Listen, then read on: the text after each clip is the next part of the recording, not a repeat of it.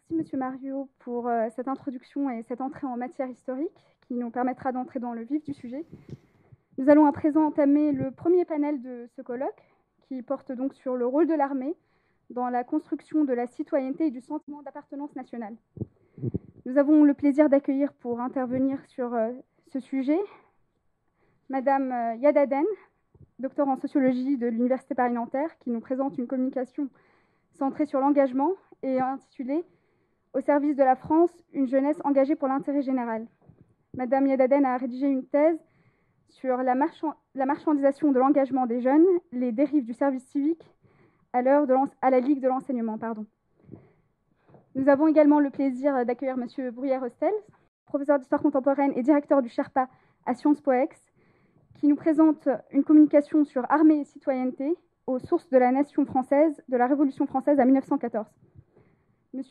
Bruyère-Hostels a publié récemment « Les volontaires armés, ces Français qui ont combattu pour une cause étrangère depuis 1945 », les éditions Nouveau Monde.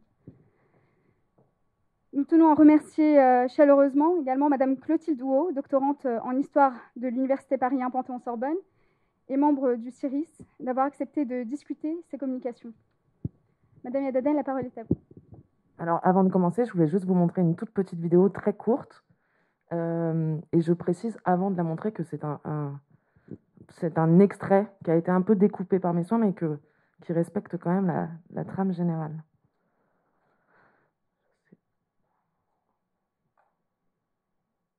Bonjour, je vous remercie d'être aussi nombreux en ce 14 juillet 2020 pour cet événement. C'est vrai que c'est quelque chose de très important ce qui se passe aujourd'hui. Il faut voir dans l'histoire de notre pays, c'est la première fois que le défilé du 14 juillet n'est plus un défilé militaire, mais un défilé dans lequel on voit la jeunesse de ce pays au service de la nation défiler et descendre le 14 juillet. Je m'arrête 2 secondes.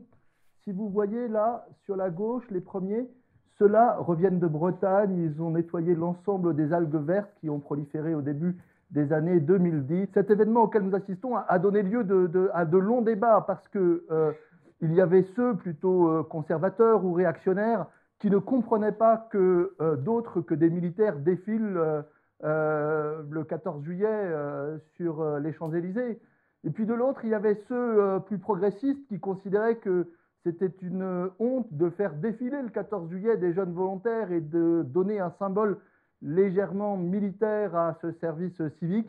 Donc finalement, les réactionnaires et les progressistes se sont neutralisés. Voilà, alors Martin Hirsch, qui à ce moment-là est haut-commissaire aux solidarités actives et à la jeunesse, pense déjà en 2010 à ce que sera le service civique 10 ans après, donc en 2020. À l'occasion de cette conférence à l'ENS Ulm, il s'essaye à un exercice de prospective en anticipant le défilé du 14 juillet 2020, où marchent, aux côtés des militaires, des volontaires en service civique. Donc finalement, comme le prévoyait Martin Hirsch, les réactionnaires, qui semblent ici désigner l'institution militaire, et les progressistes, les associations, se sont neutralisés. Mais contrairement à sa prévision, ils n'ont pas milité l'un contre l'autre. Ils ont contribué collectivement au déploiement du dispositif. Ainsi, dès 2013, certaines volontaires sont sélectionnées par des associations pour venir compléter les effectifs militaires au sein du défilé. Dans cette même conférence, Martin Hirsch retrace l'histoire du dernier-né des politiques publiques de la jeunesse. Il évoque les 3 origines de ce nouveau statut. Donc, d'une part, le lobbying fait par l'association Unicité pour faire entrer dans le débat public français le volontariat à l'américaine. D'autre part, le service militaire. Et enfin, l'objection de conscience. Si cette filiation peut paraître évidente au premier abord, notamment dans les associations, elle interroge pourtant. Comment un dispositif de volontariat peut-il être simultanément l'héritage de la conscription obligatoire et de son opposé, le refus, la contestation, qui était sous-tendue dans l'objection de conscience? Ma communication propose donc de penser les liens entre institutions militaires et politique de service civique, et par là, politique de mise au travail citoyen des jeunes, je vais y revenir. À partir d'un travail de thèse réalisé entre 2012 et 2016, et puis de plusieurs enquêtes en association à un service public, je me propose de penser les liens entre politique d'incitation à faire preuve de sa citoyenneté et politique militaire. Je vais les aborder ici en 3 temps. D'abord, après avoir présenté le service civique, j'évoquerai la continuité entre les politiques de service militaire et d'objection de conscience et celles d'engagement. Ensuite, je reviendrai sur le débat sur le caractère obligatoire ou non du service civique, qui illustre les tensions entre ces politiques. Et ensuite, j'évoquerai plus précisément les objectifs que le service civique reprend aux militaires, que ce soit en termes d'insertion professionnelle, de disciplinarisation ou d'intégration dans la nation. Alors d'abord, le service civique, c'est quoi? Donc le statut de service civique, il est créé par la loi du 10 mars 2010, donc qui a été notamment soutenu et promu par Martin Hirsch, et il est inscrit au Code du service national. Il s'adresse à des individus entre 16 et 25 ans, 30 ans dans le cas des personnes handicapées, des femmes ou des hommes, je vais y revenir mais c'est un point important, qui s'engagent pour 6 à 12 mois au sein d'une structure à but non lucratif, donc à l'origine des associations, ensuite des collectivités locales et depuis 2015, tout service public. À la différence du bénévolat, le service civique est indemnisé à 580 € par mois, dont 470 € pris en charge par l'État. Et il suppose une contractualisation des horaires, donc au moins 24 heures par semaine, jusqu'à 48 heures par semaine et 35 heures pour un mineur. À la différence de l'emploi salarié, le contrat de service civique organise une collaboration exclusive de tout lien de subordination. Donc les volontaires ne sont pas subordonnés à l'organisation qui les accueille. Les structures d'accueil sont également invitées à ne pas sélectionner les volontaires par compétence sur CV, mais sur motivation, et à ne pas les soumettre à une obligation de résultat afin d'éviter le risque de substitution à l'emploi salarié. Dans les structures, les volontaires réalisent des tâches variées qui sont liées à plusieurs thématiques qui vont du sport à l'éducation. Des fois, ils font des réseaux sociaux, de l'accueil de public, de la sensibilisation. Mais leur mission est toujours supposée ne pas être nécessaire au fonctionnement de l'association, c'est-à-dire qu'ils sont juste un petit plus qui vient s'ajouter à la structure. Durant leur mission de service civique, les volontaires doivent participer à 3 jours de formation dite civique et citoyenne. Donc en 2 volets, il y a un volet pratique qui est le PSC1, les premiers secours, et un volet théorique qui doit aborder soit les valeurs qui fondent la République, soit l'organisation de la cité, soit enfin les problématiques internationales. Donc voilà pour le cadre. Je vais revenir rapidement sur l'historique du dispositif et montrer comment il s'inspire de la conscription et de l'objection de conscience.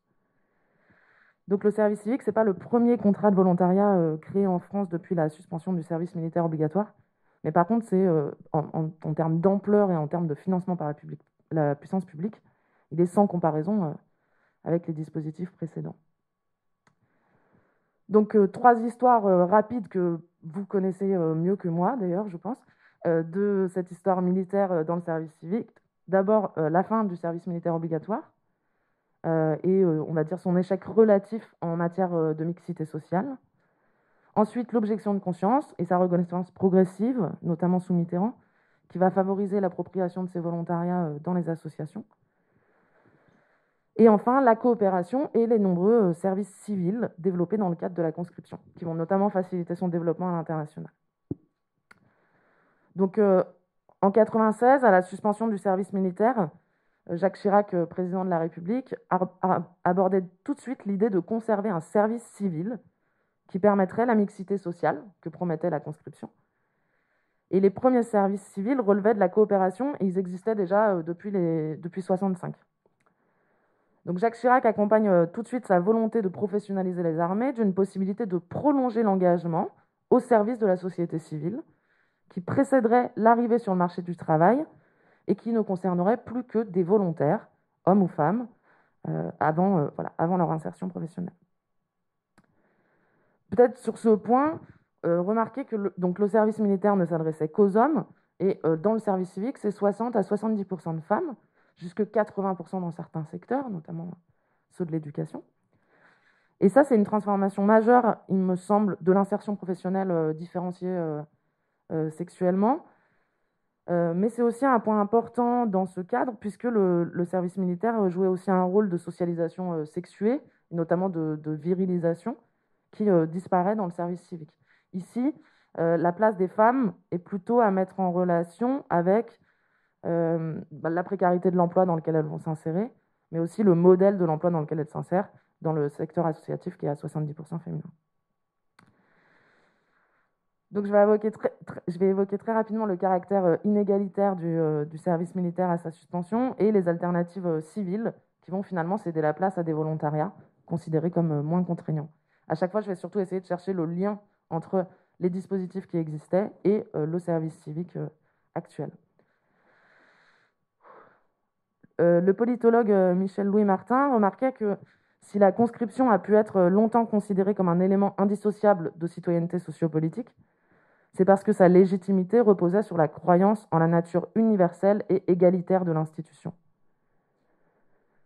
Jacques Boyon disait, après avoir quitté ses fonctions de secrétaire d'État à la Défense en 1989, « Le service national n'est plus égalitaire, on essaye de démontrer qu'il est égalitaire.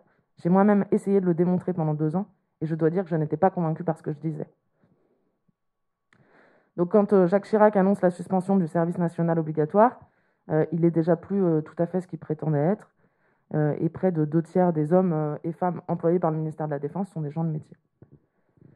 Mais la conscription n'est pas inégalitaire uniquement dans sa composition, elle l'est aussi dans l'impact qu'elle a sur les parcours des engagés, puisque les enquêtes menées à la suspension du service militaire révèlent que l'influence de la conscription sur l'insertion professionnelle varie sensiblement en fonction du niveau des études.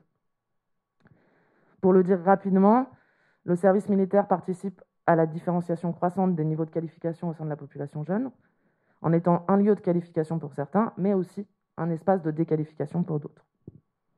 Bon, de plus, il était déjà largement évité par une partie de la population qui ne souhaitait pas s'y soumettre, soit pour des raisons idéologiques, soit pour des raisons pratiques. Je ne suis pas sûre d'avoir bien surveillé le temps, donc si vous voulez bien me le... Merci. Donc voilà, pareil sur le statut d'objection de conscience, je pense que beaucoup parmi vous l'évoqueraient bien mieux que moi, mais juste remarquer que déjà dans les années 20, les pacifistes réclamaient une alternative au service militaire qui se ferait sous la forme d'un engagement civil. Donc à partir des années 60, et notamment du statut de 63 d'objection de conscience, qui est considéré comme un statut toléré uniquement pour, je cite Michel Auvray, restaurer la légitimité de l'institution militaire et contenir la contestation d'une jeunesse jugée trop turbulente. Donc à ce moment-là, l'objection, elle va être réalisée à l'Office national des forêts.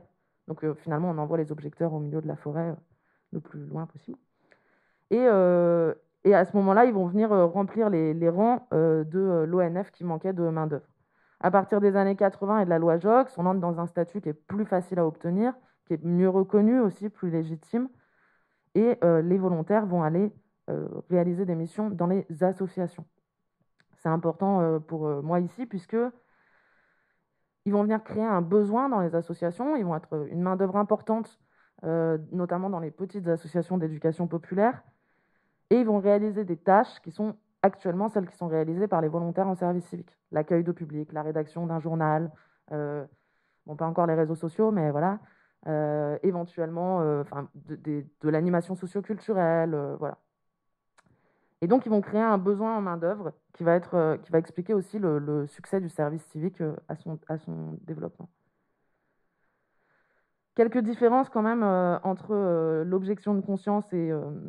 Oui, pardon, juste parce que à ce moment-là, les associations vont entrer dans une période de salarisation très importante et c'est le moment où va se développer la professionnalisation des salariés associatifs. Donc, 4 grandes différences entre l'objection de conscience et le service civique. D'abord, remarquez que l'objection de conscience, c'était un temps long et le volontariat, la moyenne aujourd'hui est à 7 mois. Donc on est dans un temps beaucoup plus court que l'objection de conscience. Ce qui a un effet, donc j'ai réalisé des entretiens avec des objecteurs de conscience dans les mêmes associations qui accueillent aujourd'hui des volontaires. Ça a un effet sur la création de collectifs d'objecteurs de conscience et des collectifs qu'on ne retrouve pas chez les volontaires. Merci. Donc je vais accélérer clairement. Autre point important, la féminisation du coup, puisque je le disais, on est à 60 à 70% de femmes dans le service civique. Le vocabulaire, puisque le service civique refuse de parler de subordination, de salarisation, on parle pas de recrutement, on parle d'accueil, on parle pas de enfin, voilà, on ne parle pas de subordination, mais de tutorat, ce qui n'était pas le cas dans l'objection de conscience. Et dernier point, peut-être la question de l'intérêt général, puisque finalement, le service civique vient en quelque sorte récupérer la contestation en inscrivant les jeunes dans un dispositif qui n'est plus opposé à l'État. Dernier point de mon petit historique, les statuts de coopération, donc créés à partir des années 65, qui pour le coup relèvent de l'obligation militaire, où les appelés vont être plutôt envoyés soit dans des entreprises privées, soit dans des services publics, notamment la gendarmerie au début, et puis petit à petit auprès du SAMU, auprès du SMUR, au ministère de l'Éducation nationale, qui va très vite accueillir des appelés certifiés ou agrégés. Ce qui est intéressant, puisque l'Éducation nationale est aujourd'hui la première structure d'accueil de volontaires en service civique. Voilà, avec une différence de taille donc, entre la coopération et l'objection de conscience, pour ce qui m'intéresse, c'est que le service de la coopération se réalise dans des services publics, alors que l'objection de conscience fournit une main-d'œuvre associative. C'est une distinction qui subsiste dans les formes de volontariat actuelles. J'en arrive à mon deuxième point, et je vais aller plus vite à partir de maintenant. Un grand débat qui anime le service civique depuis sa création en 2010, c'est la question d'instituer un service civil obligatoire. Ce qui est intéressant dans ce débat, il me semble, c'est que ce n'est pas un débat partisan. On va avoir enfin voilà, c'est pas des clivages. La décision de le rendre obligatoire ou de le garder volontaire n'est pas liée à une affiliation partisane, mais on va quand même retrouver des grands clivages entre les représentants de l'institution militaire, et notamment l'amiral Béraud, qui est très présent dans le développement du service civique, et les associations qui vont défendre son caractère volontaire. Voilà, donc là, je vais un peu plus vite quand même. Donc là, finalement, la polarisation entre ceux qui le veulent obligatoire et ceux qui veulent le garder souple et volontaire réside plutôt dans l'opposition entre les souverainistes, finalement ceux que Martin Hirsch désignait tout à l'heure comme les réactionnaires, et les libre-échangistes qui vont être plutôt associés aux associations ici. Donc il y a un débat dès la création autour de le fait de le rendre obligatoire ou volontaire. Jacques Chirac, lui, soutient l'idée qu'il soit volontaire, puisqu'il vient de suspendre le service obligatoire. Mais le journal La Vie va publier en 2005 une pétition, enfin une proposition, signée et soutenue par plus de 400 personnalités politiques et intellectuelles, pour le rendre obligatoire. Donc à ce moment-là, Jacques Chirac va demander à Luc Ferry de travailler sur la question d'un service civil obligatoire, pendant que le Parti socialiste va mandater Bernard Kouchner pour travailler sur la possibilité d'un service civique volontaire.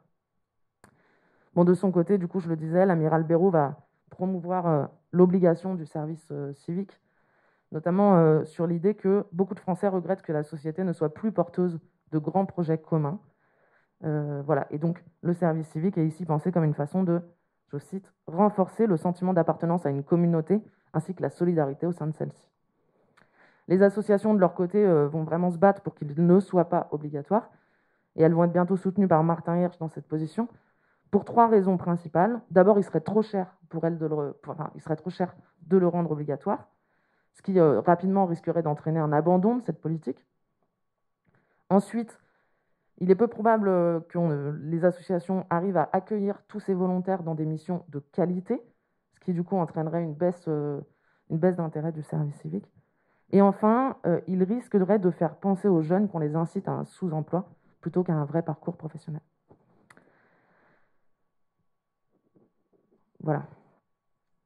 Bon, au début des années 2000, 2 mouvements sociaux vont faciliter la coopération entre l'institution militaire et les politiques de jeunesse sur ce service civique.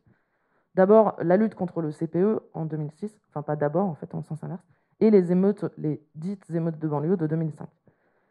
Pour le dire rapidement, on est dans une période où le clivage gauche-droite se réduit, où la frontière entre association et État est de plus en plus poreuse, et où des figures comme Martin Hirsch, qui sont au croisement de ces univers, vont faciliter l'investissement de toutes les parties prenantes dans les objectifs du dispositif. Donc on retrouve dans le service civique, un peu comme dans le service militaire, 2 objectifs, celui d'insérer les plus qualifiés et celui de disciplinariser les jeunes qui, selon les termes de la commission qui le crée, tiennent le mur et brûlent des voitures. J'en arrive à mon dernier point sur ce que le service civique reprend ou abandonne des politiques de service militaire. Dans le service civique, il ne s'agit plus de construire un esprit national, mais plutôt de répondre à un nouveau problème public le problème de la jeunesse. Donc cette jeunesse, maintenant, à partir de ces deux mouvements notamment, elle est considérée comme potentiellement violente, notamment quand elle est inactive, et il s'agit d'organiser un rite de passage à l'âge adulte, cet âge adulte étant maintenant plutôt caractérisé par l'accès à l'emploi. Autrement dit, on passe d'une politique de la nation à une politique de génération. Et finalement, c'est la crise de l'emploi qui va orienter le passage d'une jeunesse à protéger à une jeunesse à intégrer, et puis aussi une jeunesse à discipliner. Pardon. Donc, sur la question de l'objectif de mixité sociale, qui était l'objectif repris du service militaire par Jacques Chirac, je vais essayer d'aller vite. Remarquez qu'aujourd'hui, le critère qui permet de mesurer la mixité sociale au sein du service civique, c'est la proportion de jeunes n'ayant que le BEPC. Donc, c'est un critère de mixité sociale qui est quand même, qui interroge, et qui est vraiment finalement pas une question de mixité entre les populations qui sont présentes, mais bien une question de présence des populations désignées comme ayant moins d'opportunités. Et finalement, ce service civique va reproduire une distinction que faisait le service militaire obligatoire entre des jeunes très qualifiés qui sont là plutôt pour s'insérer professionnellement et pour faire un dernier stage à un poste qualifié avant d'entrer dans le marché de l'emploi, et des jeunes peu qualifiés qui sont là pour réaliser des missions peu qualifiées en attendant d'entrer en formation, en attendant l'accès aux aides sociales. Voilà, ça c'est pour le premier point sur la question de la mixité sociale. Sur le deuxième point, je voulais juste parler rapidement du service national universel, puisque finalement ce service national universel qui était annoncé par Emmanuel Macron comme un grand programme de sa campagne, finalement il est devenu un service national universel volontaire, ce qui est intéressant, il me semble. Ce service national universel qui est pour l'instant que en expérimentation et qui de plus en plus n'est plus du tout évoqué comme potentiellement obligatoire, réunit en caserne et ensuite en association des jeunes d'une tranche d'âge. Et ce qui me paraît vraiment très intéressant, pour ne garder qu'un point sur cette question, c'est que là où, avec les objecteurs de conscience par exemple, le service militaire ou l'institution militaire entrait dans les associations, ici c'est plutôt l'inverse, et ce sont les associations qui vont aller assurer la formation des volontaires au sein des casernes pendant les 15 premiers jours du service national universel. J'espère d'ailleurs que les discussions ici me permettront de répondre à la question pourquoi ce renouveau de l'institution militaire dans les politiques de jeunesse, alors qu'en 1997, il s'agissait plutôt de formes souples et civiles. Dernier point, la question de l'insertion dans la nation française. J'étudie actuellement un dispositif qui s'appelle Volontaire, avec un R majuscule pour réfugiés. Et il s'agit d'un service civique qui est destiné aux jeunes qui viennent d'obtenir le statut de réfugié. Et donc, ce dispositif qui est organisé par la DIR, donc la Direction de l'accueil et de l'intégration des réfugiés, utilise le service civique pour s'insérer dans le fait national, avec un objectif très fort d'apprentissage du français et d'intégration sociale au sein des associations, avec l'idée qui est très présente dans le service civique que si on réalise une mission pour la France, on se sent français. Ce qui est intéressant, c'est que pour l'instant, l'enquête, qui n'est pas tout à fait finie parce que la période nous retarde un peu, les volontaires sont assignés à des tâches, deux assignations qui reviennent, l'assignation au travail et l'assignation sociale, qui finalement ne font que reproduire les discriminations que subissent déjà ces populations. D'abord, les volontaires sont assignés à des tâches relevant du travail domestique. Donc, je pense par exemple à ménage, cuisine, jardinage. Donc voilà, en termes d'intérêt général, on retrouve la division ethnique du travail dans les associations finalement. Je vais très vite, je suis désolée. Et en termes d'insertion sociale, les volontaires sont constamment renvoyés à leur identité de jeunes réfugiés. Je pense par exemple à une formation civique et citoyenne sur les questions migratoires où étaient invités des volontaires afghans et qui se sont retrouvés invités à raconter leur situation, à raconter leur parcours de demandeurs d'asile, alors qu'ils devaient eux-mêmes assister à cette formation et non pas être formateurs. Donc je conclurai en évoquant les liens étroits entre fait militaire, fait national et injonction à faire preuve de sa citoyenneté chez les jeunes, et plus largement peut-être chez les marges du marché de l'emploi, parce que je n'ai pas tout mis sur le discours de Martin Hirsch. Il y a aussi l'idée que ce serait bien que les vieux fassent un service civique et aillent défiler avec les militaires. Et finalement, Grégory Dao disait tout à l'heure que quand on entend armée et nation, on pense État. Moi, quand j'entends citoyenneté et nation, je pense aussi travail. Et je pense que la question du lien entre citoyenneté et emploi est ici complètement réactualisée à l'aune de la crise du salariat, mais qu'elle interroge aussi dans l'injonction à faire preuve de sa citoyenneté des marges du travail, des marges du marché de l'emploi, qu'on trouve notamment dans tous les dispositifs de workfare et récemment dans, par exemple, le RSA contrepartie, contre-travail. Voilà. Je suis allée un peu vite, désolée. Donc merci tout d'abord aux organisatrices et aux organisateurs pour cette invitation.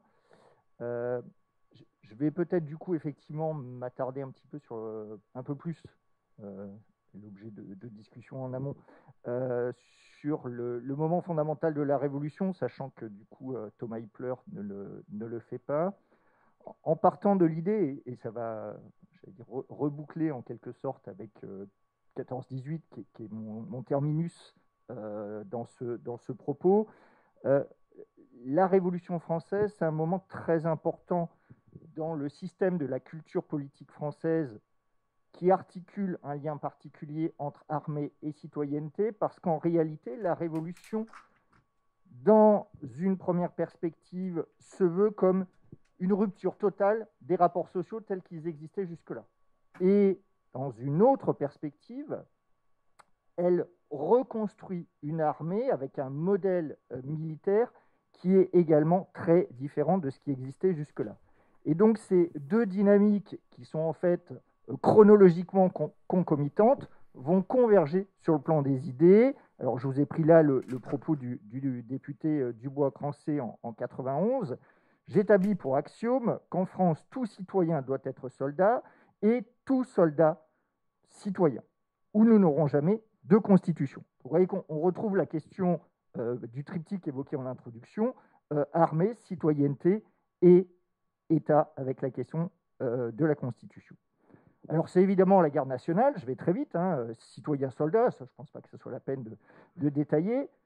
Ce qui est plus intéressant, et évidemment, c'est toujours malgré tout la matrice intellectuelle au début du XXe siècle, c'est la levée de 1792 puis 1793, les victoires du soldat de l'an 2, mais là où on renverse la perspective. C'est-à-dire qu'on est bien dans ce que dit Dubois-Crancé, le citoyen devient soldat. Et en fait, il y a une vraie ambiguïté en permanence entre soldat-citoyen et citoyen-soldat. Et cette ambiguïté, elle est fondatrice de ce moment de la Révolution française, avec, j'allais dire, toutes les déclinaisons. Puis là, je vais vite.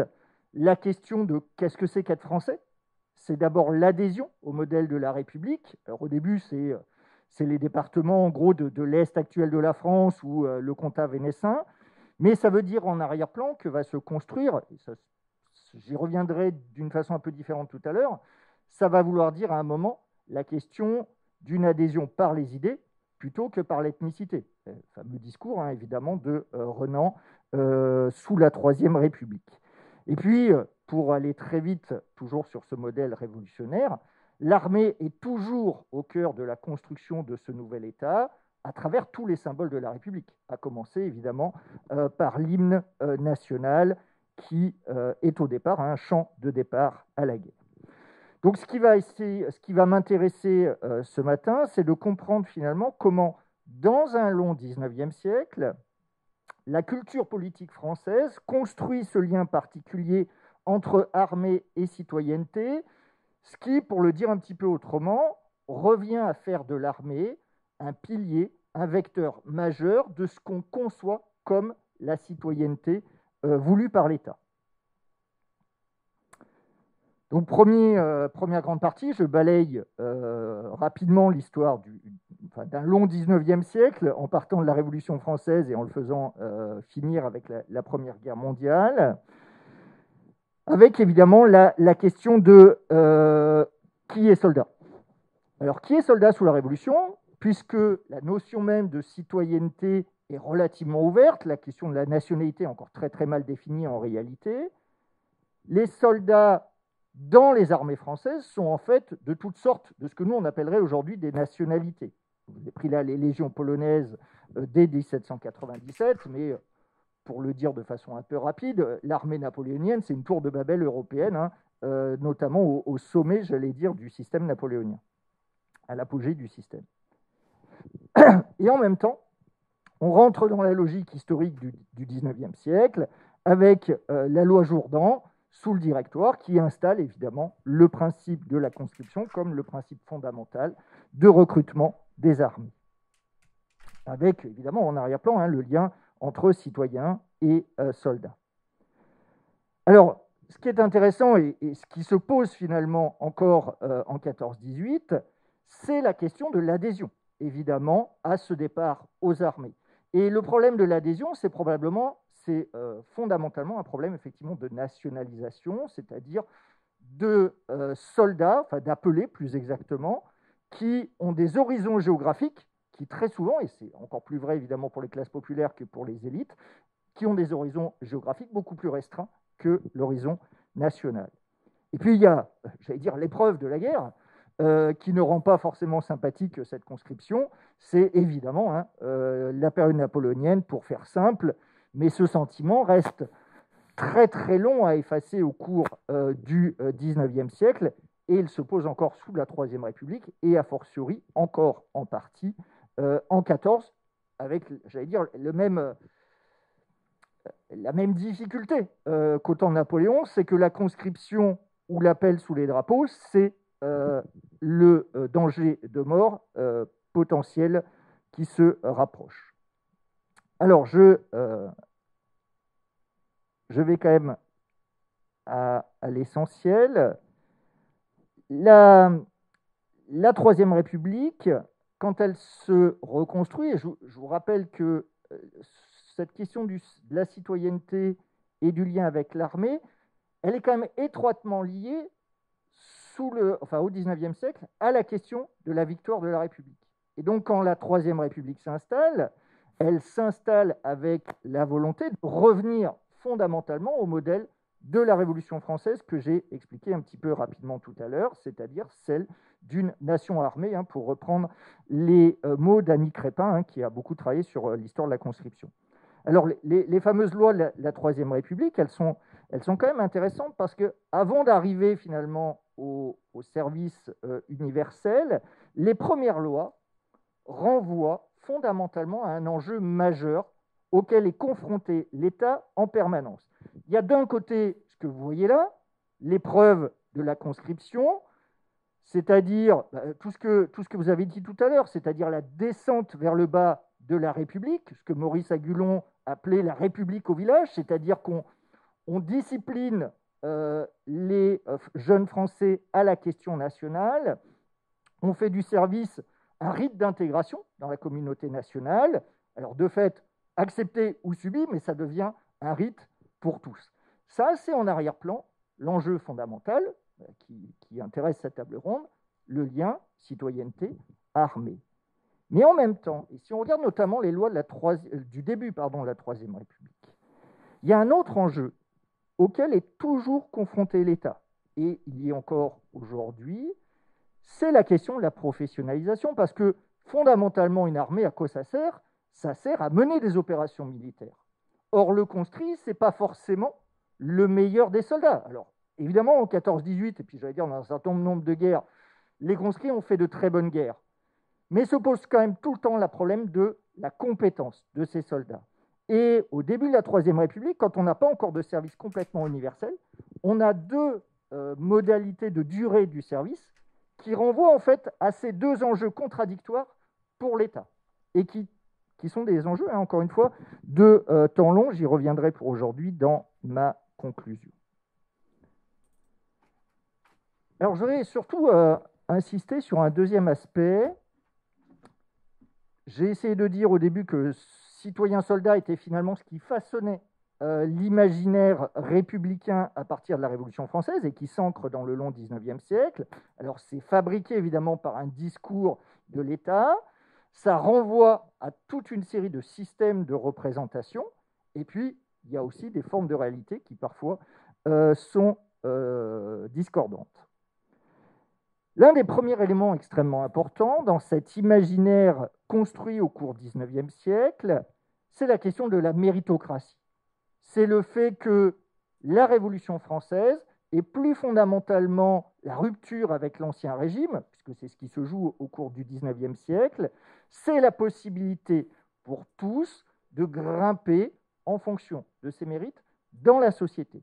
Et la citoyenneté telle qu'elle est pensée par la Révolution renvoie en permanence à cette question-là, avec évidemment dans les temps fondateurs des mythes entre guillemets fondateurs, Murat, fils d'aubergiste qui devient roi de Naples, la fameuse Madame Lefebvre, poissonnière devenue Madame la Maréchale, etc., etc.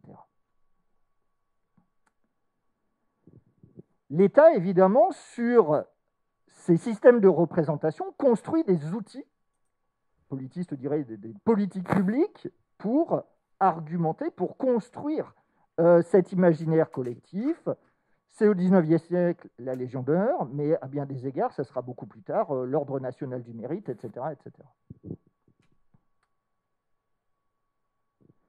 Deuxième élément, si on reste sur les moments fondateurs du XIXe, sur la séquence Révolution-Empire, il y a un autre aspect qui façonne les représentations collectives, c'est le fait, qui là est concret, alors c'est par la force, mais malgré tout, c'est le fait que l'armée soit la vectrice principale, par ses victoires, de la diffusion des idées républicaines ou des idées de 1789 ou encore plus largement des idées des Lumières à l'échelle de l'Europe, voire à l'échelle universelle, en allant évidemment installer par la force ces idées par la transformation politique de l'Europe. Typiquement ici, une lettre extrêmement fameuse où Napoléon explique à son frère toutes les réformes à mettre en place dans son royaume de Westphalie. Donc typiquement, c'est le modèle français qui glisse vers le reste du continent. Ce modèle, ce système de représentation, on voit très bien qu'il s'ancre de façon suffisamment puissante au cours du 19e. Alors, je passe sur les époques intermédiaires, Restauration, Monarchie de Juillet, Seconde République, Second Empire, pardon, mais en réalité, c'est un phénomène qui a des continuités fortes. Je prends juste le début et la fin, je dirais. On le retrouve sous une forme un peu différente, mais fondamentalement avec le même imaginaire, avec la fameuse mission civilisatrice, avec tous les guillemets évidemment qu'il faut mettre à cette expression, et que vous retrouvez ici sur une des affiches de propagande de la Troisième République, qui incarne tout à fait ce discours, où on voit la République comme porteuse non seulement de civilisation, mais aussi de progrès auprès des populations qui vont en réalité subir l'autorité française avec le système colonial. Alors c'est là où il commence à y avoir des questions, j'allais dire, de distorsion entre le discours, entre ce que souhaite faire passer comme système de représentation partagée l'État et les réalités. Puisqu'en réalité, l'armée du XIXe siècle, dans son fonctionnement, commence à construire, contrairement au discours qui est diffusé, des formes d'exclusion. Les soldats étrangers, dont je vous ai montré qu'au départ, ils étaient parfaitement intégrés dans les armées de la République puis de l'Empire, vont progressivement être, sinon exclus, en tout cas dissociés du sort commun. Alors c'est évidemment la Légion étrangère en 1831, et puis surtout, avec l'installation du système colonial, avec le recrutement de troupes coloniales dites indigènes, là se pose vraiment l'articulation de soldats et citoyenneté. Là, le choix, il est extrêmement crucial. Les débats sont significativement très longs sur cette question-là, sous la Troisième République.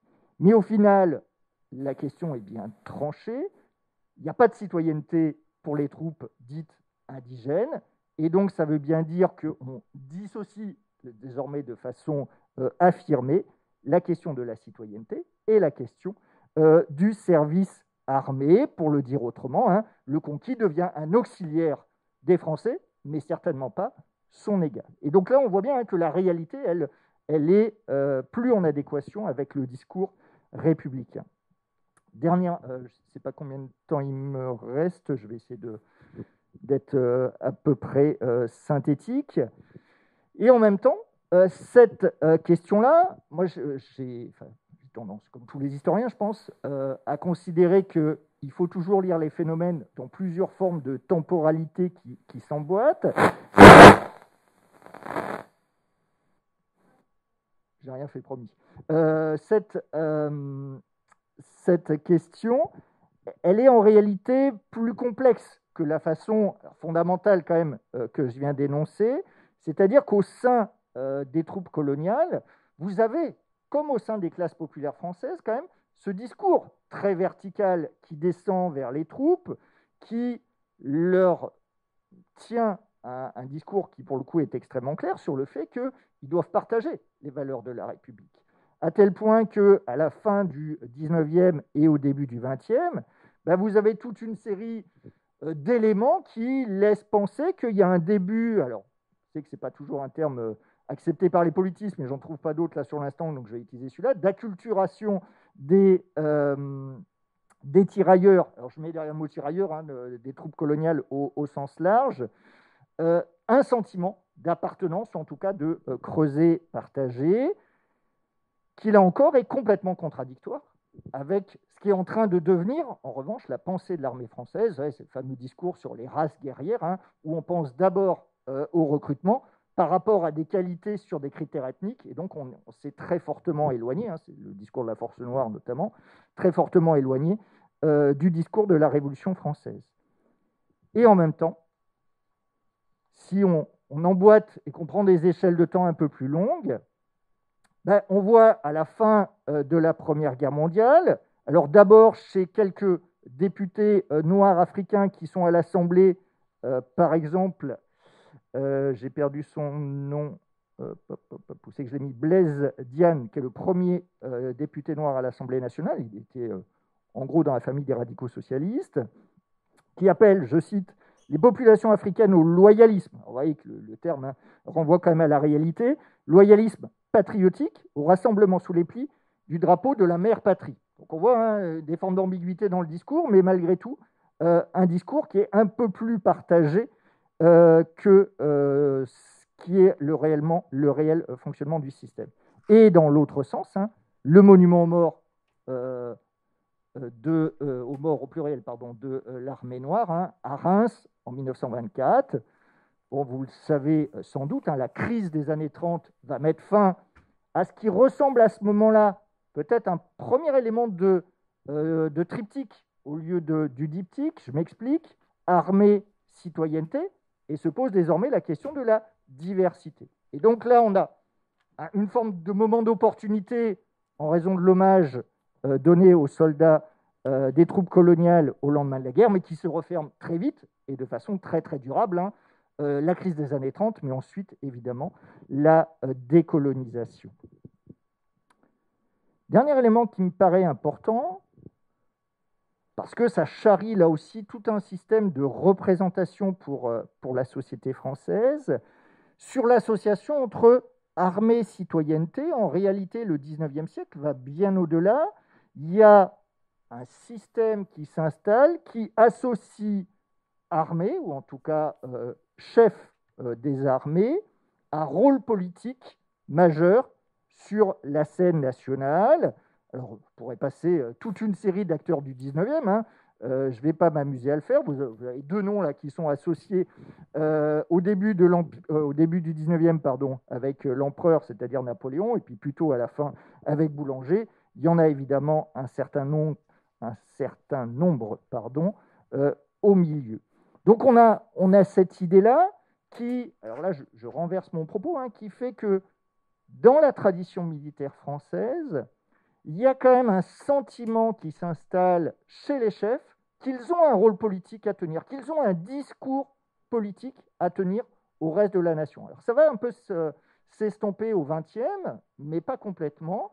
Et pensez à, alors je n'avais pas prévu de le dire, mais son nom m'échappe sur le moment. Voilà, non, j'ai retrouvé son nom. Pensez aux prises de position du chef d'état-major de Villiers après sa démission fracassante, dont on a beaucoup parlé en tout cas par rapport à Macron.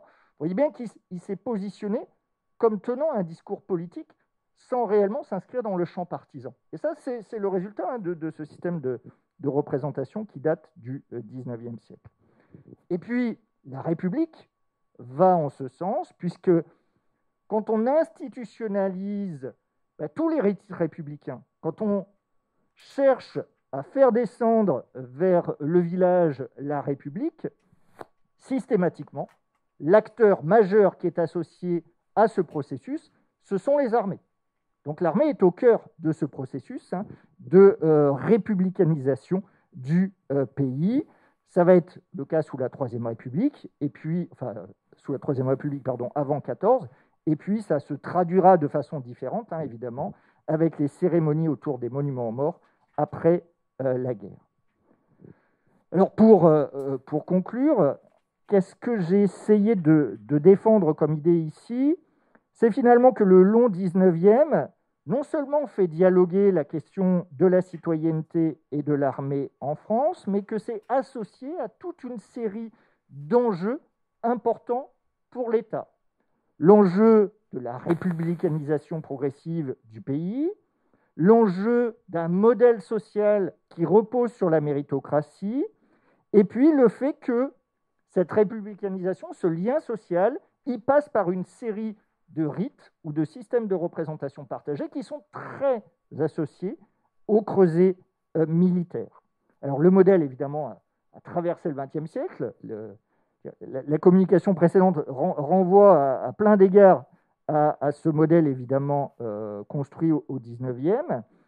Mais je voudrais juste finir en renversant un peu mon propos et en disant qu'au final, il y a une difficulté, alors que j'ai évoqué tout à l'heure sur armée de métier, armée de conscription, que je n'ai pas réévoqué ensuite, mais qui se repose, j'allais dire, depuis 97, c'est que au moment de la Révolution, puis de l'Empire, la mise en place de la conscription, ça répond quand même d'abord à des besoins opérationnels. C'est-à-dire que les politiques publiques, elles renvoient évidemment à des enjeux politiques, elles renvoient aussi à des enjeux militaires. Et la conscription, façon loi Jourdan, ce sont d'abord des enjeux militaires. Il faut des hommes pour faire la guerre.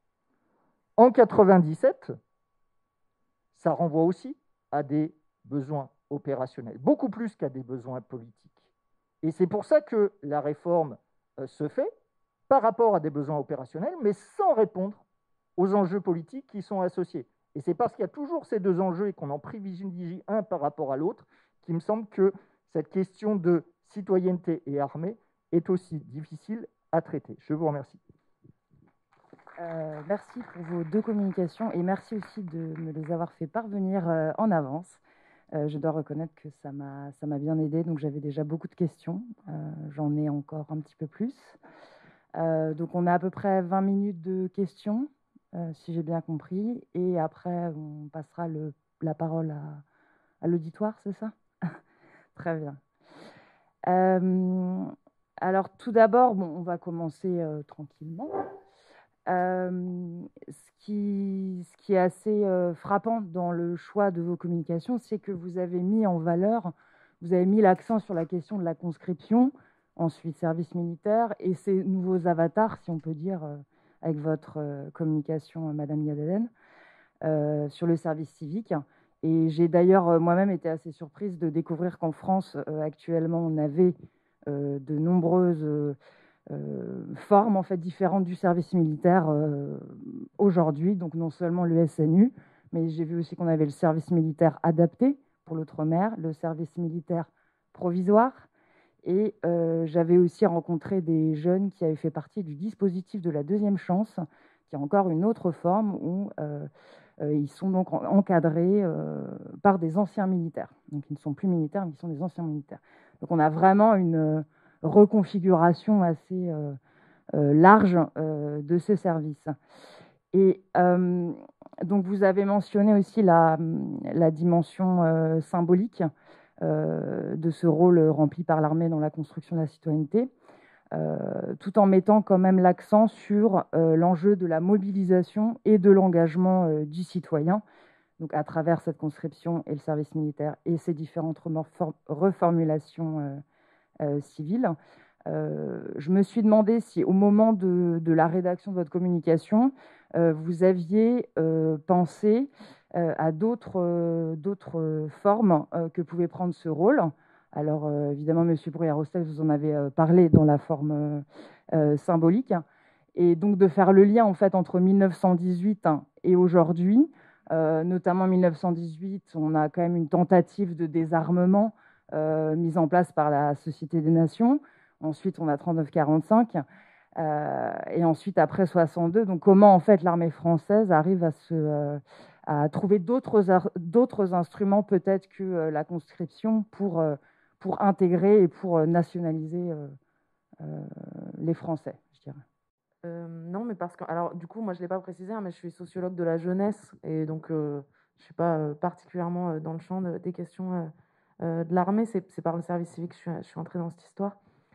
Effectivement, j'avais pas fait le lien avec tous ces dispositifs RSMA qui est hyper présent donc, à La Réunion, notamment où le service civique même est encadré par le RSMA.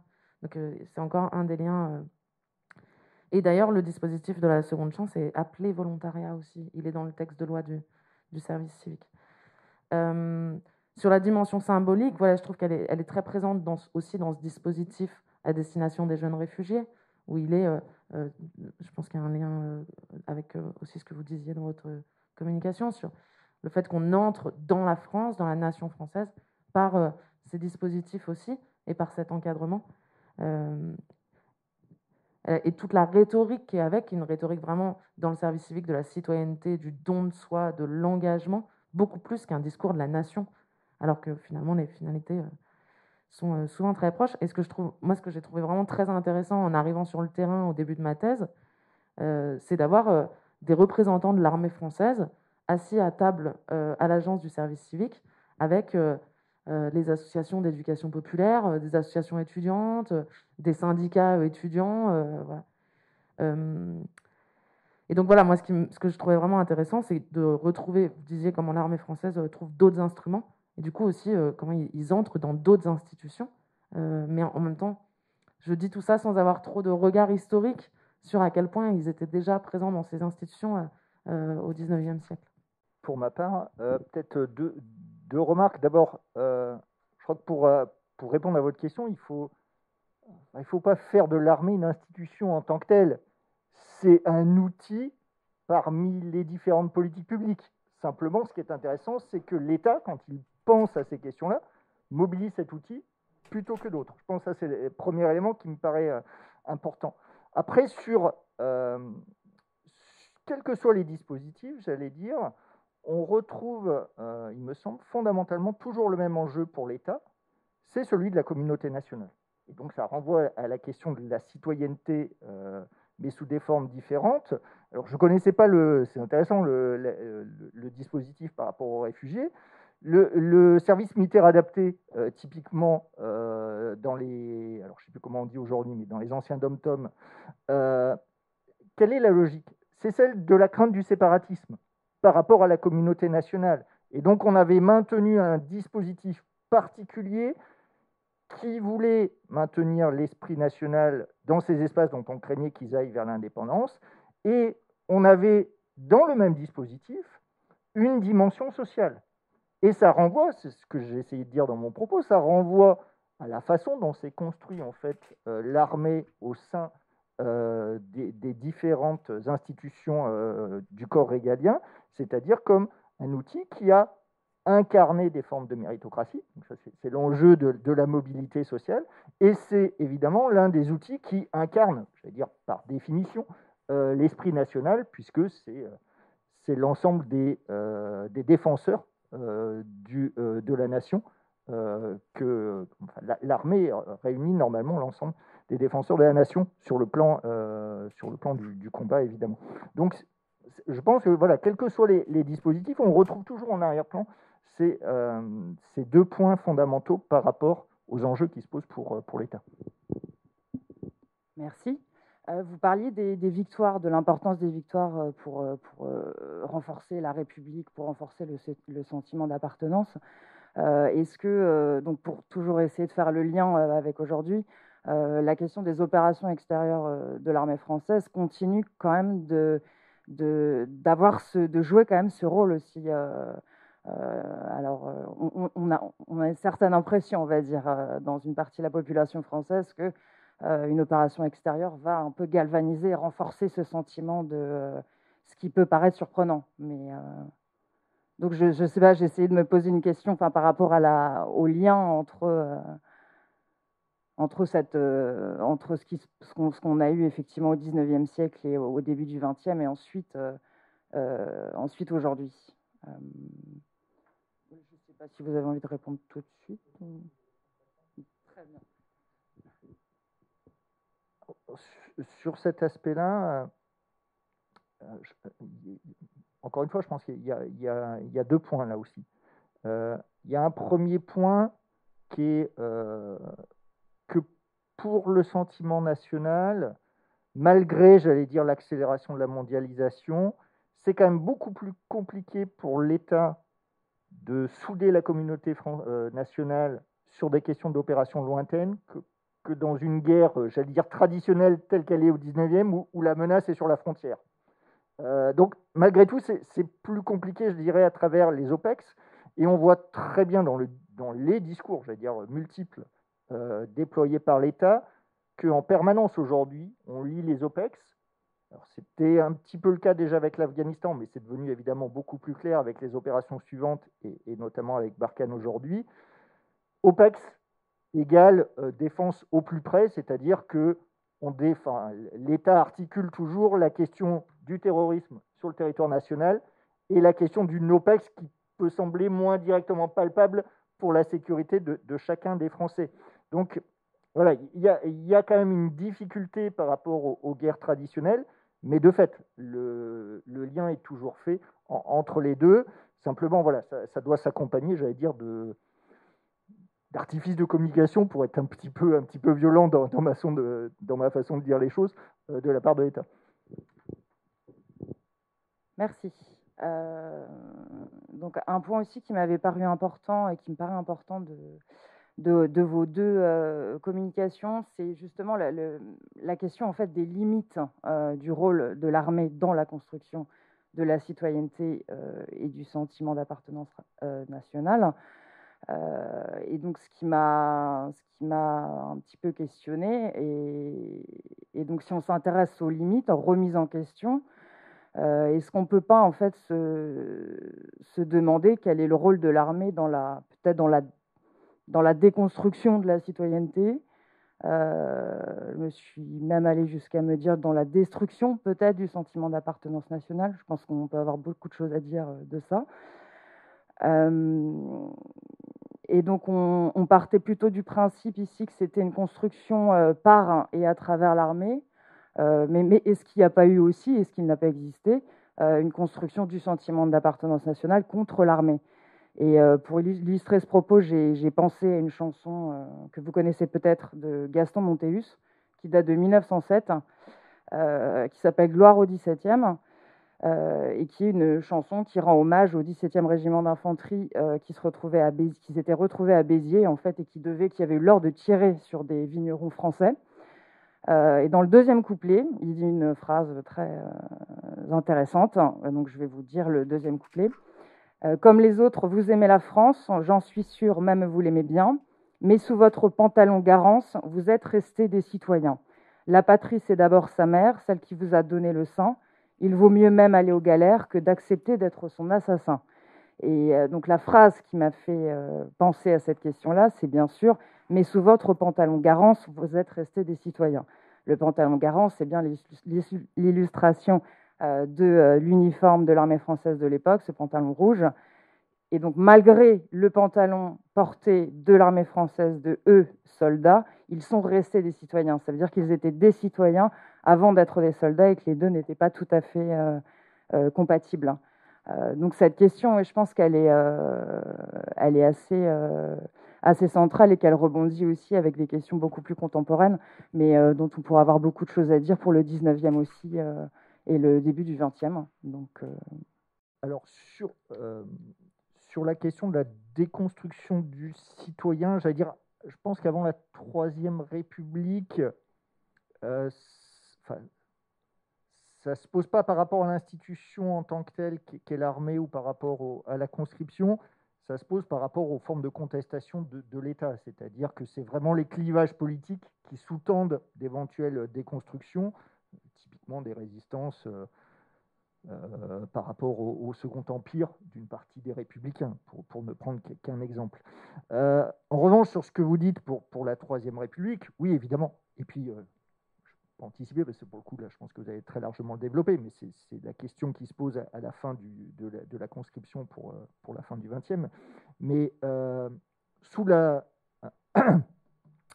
la Belle Époque, pour faire simple, l'armée est mobilisée effectivement comme force de maintien de l'ordre.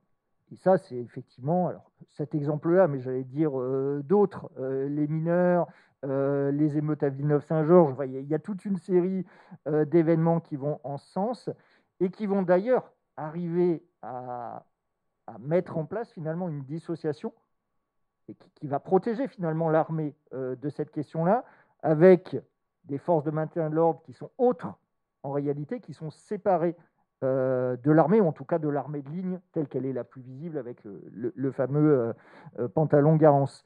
Mais oui, évidemment, il y a des moments où il participe au sentiment de...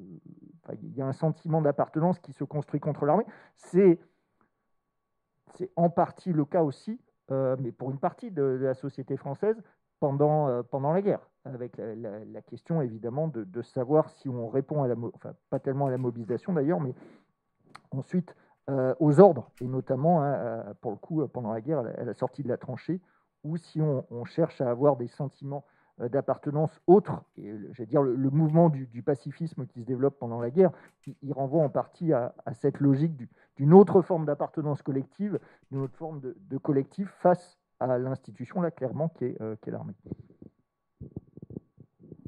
Ouais, c'est ça, historiquement, ça a du sens d'aller dans ce sens-là quand même. Effectivement, je disais tout à l'heure que dans la récupération du texte de l'objection de conscience pour faire le service civique, il y a vraiment eu cette idée que l'objection de conscience se construisait contre l'État, mais quand même dans des missions qui se faisaient souvent au service de l'État. Et dans une autre mesure, un peu plus tard, au service de l'association, ça veut aussi dire au service de l'État, quand même, au service de l'intérêt général en tout cas. Mais que ce texte, qui était un texte écrit par notamment des syndicalistes anarchistes, il est devenu un dispositif de politique publique co-organisé par l'armée. Donc finalement, sociologie, on dirait un peu qu'il y a une récupération de la contestation par l'État et pour l'institutionnaliser. Mais au sein de ce dispositif, il y a encore des résistances qui sont très fortes. Et il y a par exemple des formes d'opposition qui vont se mettre en place c'est une toute autre question, mais en créant des services civiques fictifs. Donc des dispositifs qui vont, par exemple, on va créer un service civique dans un collectif. En fait, on va l'utiliser pour dénoncer le service civique. Enfin, il y a tout un tas de formes de résistance comme ça, voilà, qui tiennent plutôt à la sociologie finalement des mobilisations sociales. Et donc qui sont là réutilisées comme des formes de contestation à l'État, de contestation même de l'État, notamment par les réseaux autonomistes. Voilà. Mais dans le service civique, plus généralement, et dans la rhétorique qui est promue même par l'agence du service civique, il y a un discours très fort que je trouve vraiment intéressant pour ses ambiguïtés, sur le fait que l'association, c'est l'inverse de l'armée. Enfin, il y a un truc un peu comme ça, c'est la société civile, c'est la mobilisation par l'intérêt général. Ce que disait Martin Hirsch sur les réactionnaires contre les progressistes. Voilà. Et pourtant, les volontaires du service civique vont défiler le 14 juillet. Et je remarquais d'ailleurs qu'ils défilent en tenue Agnès B. Il y a tout un truc sur le fait qu'ils sont bien habillés, ils sont jeunes, voilà. C'est pas des militaires, mais ils marchent quand même un peu avec les militaires, quoi. Et ça a créé beaucoup de débats chez les volontaires. Beaucoup ont refusé d'aller, voilà, ils ont refusé d'aller défiler, ce qui revient reposer les questions de l'objection de conscience dans une autre forme. Et je me disais en vous écoutant que ceux qui y sont allés ont été très largement des jeunes ultramarins. Donc il y a eu aussi un discours sur le fait d'intégrer dans la nation française les jeunes ultramarins qu'on faisait venir d'outre-mer pour l'occasion. Alors ça, c'était juste avant que j'oublie, parce que c'est une question que je me suis posée vraiment en tant que béotienne. À quel moment on est passé en fait d'une conscription de 20 à 25 et maintenant, c'est à partir de 16 ans, hein, on est bien d'accord. Et donc on ne parle pas du service militaire obligatoire évidemment, mais pourquoi ce choix en fait est-ce qu'il avait été fait avant? Est-ce qu'à un moment donné on pouvait entrer dans l'armée à 18 ans ou ça? Ouais, je ne saurais pas dire, c'est pour ça que je pose la question. Je me demandais quel a été. Est-ce que le glissement vient purement de l'idée de maintenant c'est un service civique, la journée d'appel, etc., c'était à 16 ans. Est-ce que c'est vraiment la dimension civile ou alors c'est aussi une volonté de commencer beaucoup plus jeune et c'est plus facile puisque c'est dans le civil? Pour ma part, je répondrai uniquement à ce qui me concerne, c'est-à-dire le processus historique. L'âge de l'engagement dans les armées, il a pas mal varié en fait au cours du temps. Il se fait de façon précoce au moment de la Révolution française, et notamment pour ceux qui se portent volontaires. C'est autour de 17 ans qu'il y a une tolérance de l'institution sur l'engagement. Donc, il y a quand même eu l'idée au cours du temps que l'âge du service, c'est l'âge de l'entrée dans le monde des adultes, pour faire simple. Et donc, la question de la barrière à laquelle on place le basculement vers l'âge adulte et vers la citoyenneté, parce que du coup les deux sont liés, explique en partie les variations. Pour ce qui est le modèle, j'allais dire, durable a priori de la deuxième moitié du XXe siècle, c'était 18 ans, hein, l'engagement. Donc c'est l'âge qui s'est fixé. Alors, comme il y a tout un débat aujourd'hui sur la descente de la citoyenneté à 16 ans, il y a un enjeu, mais je ne sais pas si c'est lié du coup à la question du service. Là-dessus, je pense que vous êtes beaucoup plus compétente que moi pour y répondre. Mais c'est vrai aussi qu'il y a vraiment une transformation constante des frontières de la catégorie jeune et qui descend. On le voit dans les statistiques de l'INSEE où vraiment elle est de plus en plus basse. Et puis il y a tout le discours sur l'arrivée de l'adolescence, sur la création de la catégorie adolescent, et du coup qu'on a manié à différentes époques. Pour moi, la question derrière, c'est aussi la question de l'accès à la citoyenneté sociale et aux droits sociaux. Et du coup, je vais juste y revenir. Je voulais juste dire que les dispositifs de service civique à destination des 16-18 ans, parce qu'il y a des endroits où ils n'ont pas le droit d'être entre 16 et 18 ans. Je suis en train de chercher un exemple, mais en fait, à chaque fois qu'ils sont en contact avec des mineurs, il va y avoir des restrictions, notamment dans les écoles, on ne met pas des jeunes de 16 ans en contact des mineurs pour des raisons légales. Enfin, voilà, Mais le discours à destination des 16-18 ans, c'est vraiment un discours de lutte contre le décrochage, de lutte contre la désaffiliation sociale. Donc, par exemple, il y a un dispositif spécifique de service civique dans les écoles pour des lycéens qui seraient en décrochage scolaire, pour les raccrocher scolairement, selon la nomenclature. Et effectivement, c'est aussi lié à toute la question de la JAPD, de la JCD. Et finalement, par exemple, dans le SNU, qui est la même catégorie, et je ne l'ai pas dit tout à l'heure, mais c'est le même budget, hein, donc c'est vraiment le même dispositif que le service civique. Il y a cette idée d'une éducation civile qui arrive à un âge où on est encore tout frais, quoi. Il y a un peu un truc comme ça, quoi. Juste avant de s'insérer sur le marché de l'emploi, mais aussi éventuellement de commencer ses études. Et comme cet âge, il a aussi diminué pour une partie de la population, il s'adapte. La commission qui a créé le service civique était aussi chargée de penser le RSA jeune et les frontières du RSA jeune à l'origine, donc qui finalement n'est jamais arrivé, c'était bien 16-25 ans. Et donc la question, c'est qu'entre 16 et 25 ans, il n'y a pas de minima sociaux dédiés à une population qui serait en décrochage ou sortie de la protection de l'enfance, ou etc. Et donc, il faut pouvoir leur proposer un dispositif. C'est le même montant, d'ailleurs 570 € en gros. Donc, c'est aussi pour moi cette question de à quel moment on est un citoyen socialement et à quel moment on accède aux minima sociaux. Je crois que nous sommes arrivés à la fin de la discussion, donc je rends la parole au public. Merci Madame Moreau d'avoir animé cette discussion. Merci aux intervenants. Nous allons maintenant passer aux questions de la salle. Alors pour respecter au mieux les mesures sanitaires, nous ne ferons pas circuler le micro. Alors comment l'armée pense l'engagement volontaire des étrangers? C'est bien ça? D'accord. Oui, donc ça évolue au cours du temps. D'abord parce que la question de la nationalité est très très longue à se construire en fait au cours du 19e. Mais la question du volontariat, elle est aussi extrêmement présente au 19e. Et en fait, dans un premier temps, c'est très intuitif. On agrège les volontaires. Souvent, on crée des unités de type supplétive qui accompagnent les armées, donc elles sont plus ou moins distinctes. Typiquement, les légions polonaises que j'évoquais tout à l'heure, elles relèvent de cette logique-là. Donc ça, c'est vraiment dès le début du 19e. Et puis, quand on va avancer dans le temps, on va essayer un petit peu de durcir les dispositifs, mais en conservant cette possibilité du volontariat. Ça dialogue très bien, évidemment, avec la question de l'universalité revendiquée par la France. Et donc, dans tous les grands conflits, en fait, l'armée française a intégré soit des volontaires, j'allais dire, intérieurs, des corps francs, enfin voilà, des unités supplétives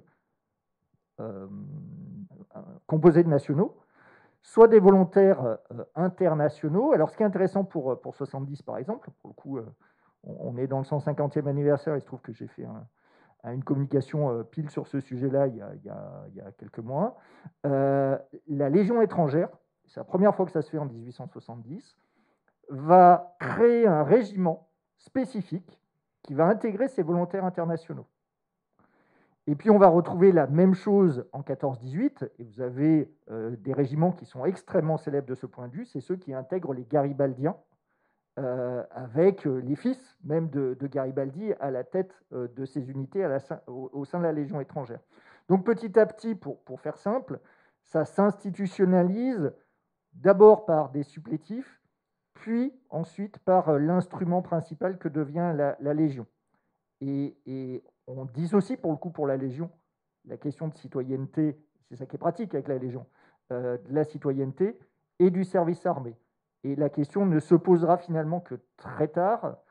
Il y a, je ne sais plus la date exacte, mais c'est dans les années 1990 qu'il y a une loi qui va permettre ce qu'on appelle la reconnaissance par le sang versé. Et là, un étranger qui a combattu dans les rangs français accède par le sang versé à la citoyenneté française. Mais on voit que la construction est extrêmement lente. Est-ce que l'enjeu de professionnalisation concerne uniquement l'armée d'Afrique ou l'armée française en général, si je reformule bien? Oui, alors oui. Mais parce que je suis allé trop vite, je vais décomposer les différents propos que j'ai tenus. Alors, sur la question de la professionnalisation, alors j'ai dit l'armée d'Afrique, en fait, c'est valable pour toutes les troupes coloniales. La question de la professionnalisation, c'est pour les cadres français de ces armées. Si on prend des conscrits, je caricature mon propos, mais ça va vous aider à comprendre. Si on prend un conscrit, le temps qu'on l'envoie sur le théâtre où on veut qu'il opère, que ce soit en Afrique centrale ou à fortiori que ce soit en Indochine, il va passer très peu de temps sur place et va revenir en métropole. Donc ça va pas faire un soldat entre guillemets efficace. Donc la question, c'est d'avoir des formes de service long pour ces cadres français qui sont déployés dans l'empire colonial. Mais ça concerne les Français de la métropole. Pour votre deuxième question, là pour le coup, c'est les autres personnels des armées d'Afrique, mais là aussi des armées coloniales de façon générale. Là où j'ai parlé d'exclusion, c'est pas du tout sur la guerre. Évidemment, ils ont tous fait la guerre ou les opérations militaires ensemble. En revanche, les soldats africains, indochinois, etc., ils sont exclus de la citoyenneté française. Ils participent évidemment à la guerre, mais ils n'ont pas de reconnaissance en termes de citoyenneté. Et c'est là où je parlais d'exclusion.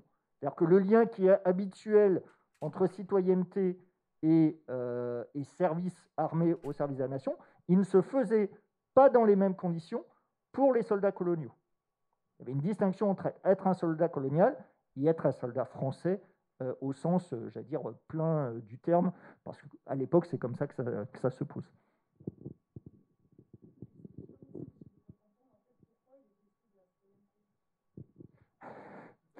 Mais c'est bien tout le problème. Pourquoi ils le sont? De mon point de vue, parce qu'on est dans un moment historique où les Européens qui sont en pleine phase d'industrialisation, qui ont une avance technologique sur la plupart des autres continents, et notamment les continents où ils ont déployé leurs empires coloniaux, ont un vrai sentiment de supériorité. Et que, y compris les sciences, construisent ou confortent ce sentiment de supériorité.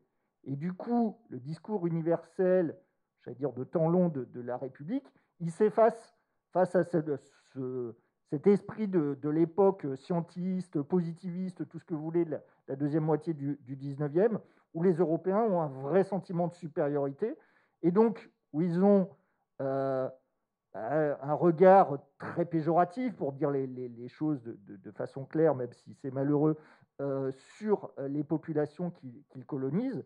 Et donc, ils ne considèrent qu'ils n'ont pas à leur donner la citoyenneté parce que, j'allais dire, le discours de la République à ce moment-là, en tout cas des cadres de l'État, c'est de penser que ces gens n'ont pas une forme de maturité suffisante pour être des citoyens français, avec en arrière-plan toute une série de regards racistes, tout simplement, sur ces populations. Donc c'est pour ça qu'ils n'acceptent pas la citoyenneté. Mais évidemment, avec les tranchées, avec la mortalité de ces troupes, je ne parle même pas de la Seconde Guerre mondiale, bon, je ne sais pas si vous avez vu le film Indigène, mais ça retrace très bien sur le plan cinématographique cet enjeu, parce que c'est les troupes qu'on envoie dans les combats les plus durs, Monte Cassino, la Poche des Vosges, à la fin de la Deuxième Guerre mondiale. Et là encore, on est toujours sur cette butée d'une forme de racisme, d'une vision supérieure de l'Européen sur les autres, qui fait qu'on ne donnera pas la citoyenneté. Et c'est tout l'enjeu de la décolonisation.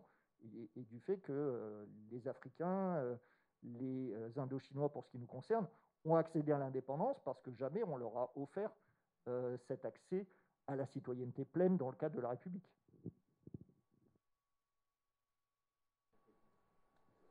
Alors, comment la JDC, qui est censée être inclusive, si je reformule, entre dans cette stratégie que vous évoquez.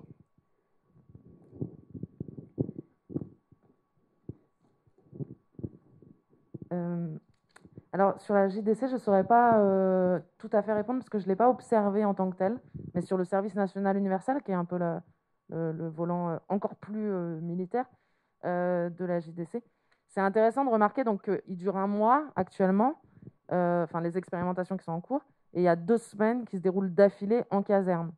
Et ça, c'est quand même... Si je reprends ce que je disais tout à l'heure sur le fait qu'en 1997, on voulait des formes très souples, on revient à une forme assez rigide. On va mettre des jeunes de 16 ans dans un internat pendant 2 semaines où on va leur apprendre à se lever au drapeau. Et du coup, je disais aussi tout à l'heure que les associations vont venir faire des formations, beaucoup de formations d'éducation populaire, mais que le cadre de vie quotidienne est vraiment ce que l'institution militaire ne veut pas lâcher. Enfin, ne veut pas lâcher, ne lâchera pas en tout cas. Avec un lever au drapeau, un uniforme, des lits faits au carré, 1 heure de couvre-feu, etc. Et c'est intéressant parce que les associations qui sont allées dans les associations faire la formation civique et citoyenne, c'était des associations qui étaient elles-mêmes dans un discours contre le service militaire. Je pense à des associations d'éducation populaire qui ont fait la promotion notamment de l'objection de conscience et qui ont finalement accepté avec une rhétorique de la colonie de vacances. De dire, bon, alors on les fait entrer en caserne, d'accord, ils vont y passer 15 jours, à un moment où ça paraît un peu difficile de demander à des jeunes de 16 ans d'aller passer 15 jours dans une caserne sans aucun bénéfice. Mais le discours, ça a été, au moins, ça va être marrant. Et je me souviens d'une émission de télé-réalité, je ne sais plus si ça a marché, mais je me souviens au moins qu'on ait vu des pubs de l'émission de télé-réalité où on voyait des jeunes en service militaire, un peu bizutés, etc., avec toute une rhétorique de ça va leur faire du bien, un peu il leur faut une bonne guerre, quoi. Enfin, voilà. Mais du coup, ce discours de la colo, ce discours un peu, au moins, on va se marrer, quoi. Et mince, et je voulais dire un autre truc.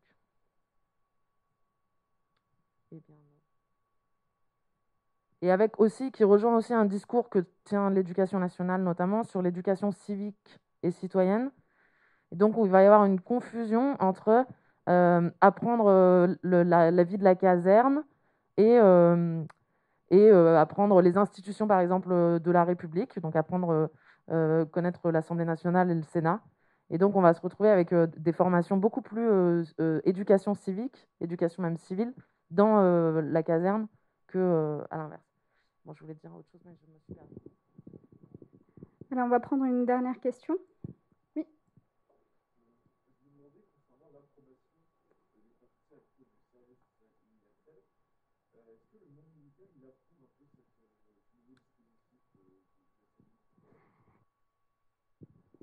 Est-ce que le monde militaire, vous avez dit, voilà, approuve ce dispositif du service universel? Alors, merci pour cette question, parce que du coup, c'est exactement ce que j'avais oublié de dire avant. Ce service national universel, dans la forme actuelle, difficile de dire si cette forme actuelle va pouvoir se développer, puisque en fait, on n'a fait qu'une année d'expérimentation et après, il y a eu confinement et voilà. C'est vraiment un compromis qui a été arraché. Les associations ne voulaient pas mettre les jeunes dans les casernes, mais l'armée ne voulait pas avoir à encadrer des jeunes qui seraient en mission de service civique, puisque c'était ce qui était discuté à l'origine. C'était vous allez nettoyer les plages, par exemple, mais vous êtes encadré par l'armée pour le faire. Et donc, il y a vraiment un compromis qui a été négocié. Et j'étais pas j'ai pas pu faire de terrain dans les instances qui ont décidé du service national universel. Mais a priori, l'amiral Béraud, en tout cas, qui représente l'armée à l'agence du service civique, était très content de l'idée de faire revenir des jeunes volontaires à l'intérieur des casernes, avec un discours un peu ambigu sur le fait de faire venir autant de femmes à l'intérieur des casernes, et avec notamment ce discours de est-ce que des jeunes de 16 ans, on est vraiment sûr qu'on a envie de les mettre seuls dans une caserne. Et ça a généré des discours d'objection finalement aussi de la part de parents qui, notamment dans les médias, ont pris la parole pour dire « mon jeune, il a 16 ans, il est sous ma responsabilité, il n'a pas 18 ans. Donc à 16 ans, j'ai le droit de refuser que mon jeune aille en caserne, c'est souvent que ma jeune d'ailleurs, aille en caserne pendant 2 semaines. Mais si je le refuse, il n'y a pas de JDC, donc le jeune en question ne peut pas passer le permis de conduire. Enfin, en tout cas, ça va poser une question. Et il y a une importante question qui ne se posait pas dans le cadre du service civique, de qu'est-ce que l'armée peut imposer à des jeunes de 16 ans et donc à leurs parents.